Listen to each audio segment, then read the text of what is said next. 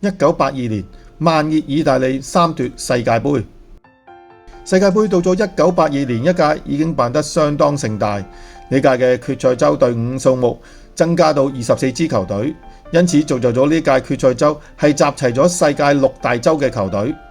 呢屆賽事可以講得係球星雲集，巴西有薛高、蘇古迪斯，英格蘭有粒神，西德有路明尼加，法國有帕天尼，阿根廷亦都有球王馬勒當拿首次亮相，只有荷蘭因為遇上青黃不接而冇入圍。不過最後嘅贏家係由羅斯突然爆發嘅意大利，亦都係呢支藍色軍團第3次成為世界冠軍。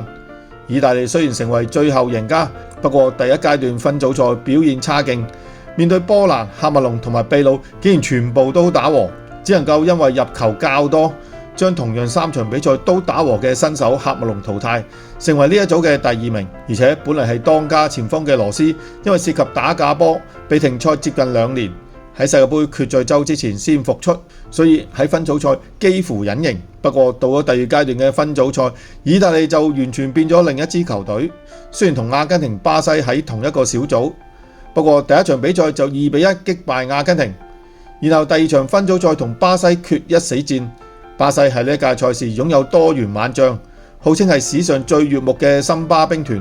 而且喺前4場比賽將蘇聯、蘇格蘭、紐西蘭同阿根廷殺過片甲不留，亦都令到馬勒當拿輸得沉住氣，蓄意踢對手而食咗紅牌，令到上屆冠軍阿根廷喺第2階段分組賽2戰皆不出局。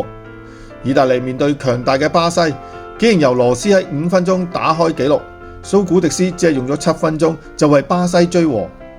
不過巴西似乎仍然漫不經心，喺25分鐘就由後衛送大禮俾羅斯再入一球，為意大利再度領先。科高喺下半場雖然再次為巴西追和，不過神勇嘅羅斯再入第3球，令到意大利爆冷淘汰咗巴西，取得呢一組嘅首名，打入4強。呢場比賽亦都成為世界盃史上其中一場經典嘅大戰。另外3支奪得第2階段分組賽嘅首名，從而晉身4強嘅球隊係波蘭、法國同埋西德。由於第2階段嘅分組賽每組只有3支球隊，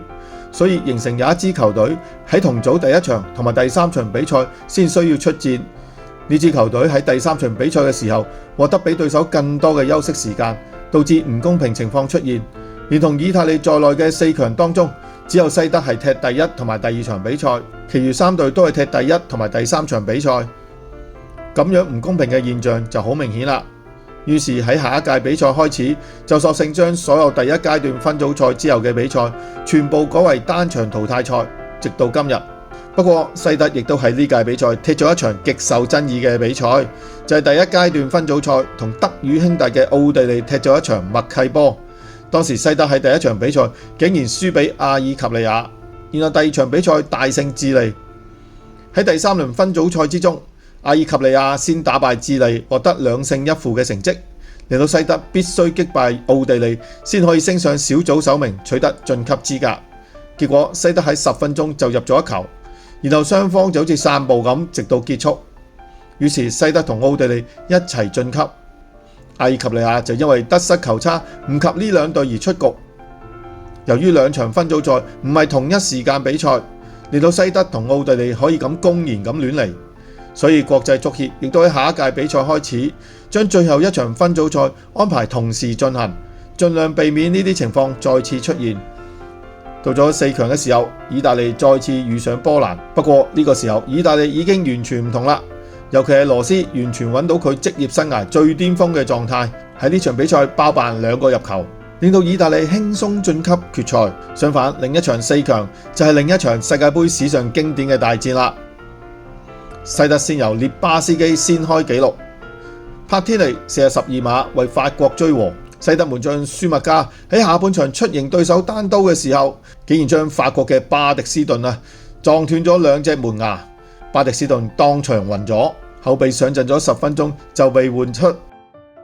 但係球證竟然對舒麥加嘅嚴重犯規冇任何懲罰，成為世界盃史上其中一個最受爭議嘅時刻。到咗加時嘅時候，法國連入2球，一度拋離比數，但係路明尼加同埋菲沙為西德追平，令到比賽踢完加時之後3比3打和。成為世界盃史上第一場需要互射12碼決勝嘅比賽。西德喺史塔力克第3輪射失，一度令法國接近打入決賽，但係法國嘅色斯喺第4輪都射失，然後喺第6輪再有波石射失，最終西德晉級決賽。呢場比賽由於太過經典，所以喺德法兩國嘅足球史上都稱為西維爾之夜。西維爾就係呢場比賽舉行嘅城市。於是決賽就由意大利同西德兩支攞過2屆冠軍嘅球隊出戰。意大利喺比賽初段又獲得12碼，不過卡波尼嘅射門被西德門將舒麥加擋出嚟。正當以為西德有運之際，羅斯喺下半場又為意大利入波，然後達杜尼同埋阿杜布尼各入一球，為意大利鎖定勝局。雖然西德喺末段由74年世界盃冠軍嘅老神不列拿追翻一球，意大利仍然以3-1拎到冠軍。羅斯以6個入球成為金靴獎得主，佢亦都成為第一次設立嘅最佳球員獎得主。意大利足球喺呢次世界盃可以講得係大獲全勝。